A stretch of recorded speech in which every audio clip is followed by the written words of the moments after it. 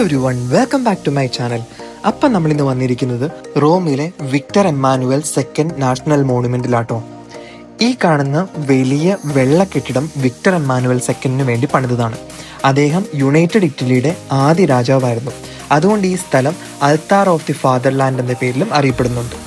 ഇവിടുത്തെ ശില്പങ്ങളും കോളങ്ങളും എല്ലാം വൈറ്റ് മാർബിളിലാണ് നിർമ്മിച്ചിരിക്കുന്നത്.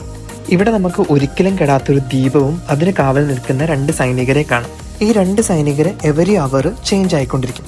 ഇപ്പം നമ്മൾ കാണുന്നത് ആ ചേഞ്ച് ആവുന്ന പ്രോസസ്സാണ്.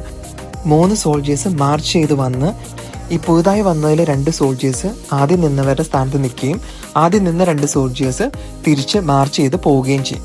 ആ കാണുന്നത് ഒരു അജ്ഞാത സൈനികന്റെ ശവകുടീരമാണ്. ഇറ്റലിക്ക് വേണ്ടി മരിച്ച എല്ലാ സൈനികരെയും ഇത് ആദരിക്കുന്നു. ഈ ബിൽഡിങ്ങിൽ ഒരു മ്യൂസിയവും അവൈലബിൾ ആട്ടോ. ഈ മ്യൂസിയം ഇറ്റാലിയൻ ഹിസ്റ്ററിനെയും യൂണിഫിക്കേഷനെയും കുറിച്ചുള്ളതാണ്. ഹിസ്റ്ററി ഇഷ്ടമുള്ളവർക്ക് ഇതൊരു നല്ല പ്ലേസ് ആയിരിക്കും വിസിറ്റ് ചെയ്യാൻ. നമുക്ക് ഈ ബിൽഡിങ്ങിന്റെ മുകളിലേക്ക് എലിവേറ്ററിൽ പോകട്ടോ. അങ്ങനെ എലിവേറ്ററിൽ പോയി കഴിഞ്ഞപ്പോൾ നമുക്ക് റൂമിന്റെ ഒരു 360 ഡിഗ്രി വ്യൂവും കാണാൻ പറ്റും. അതൊരു അടിപൊളി എക്സ്പീരിയൻസ് ആണ്.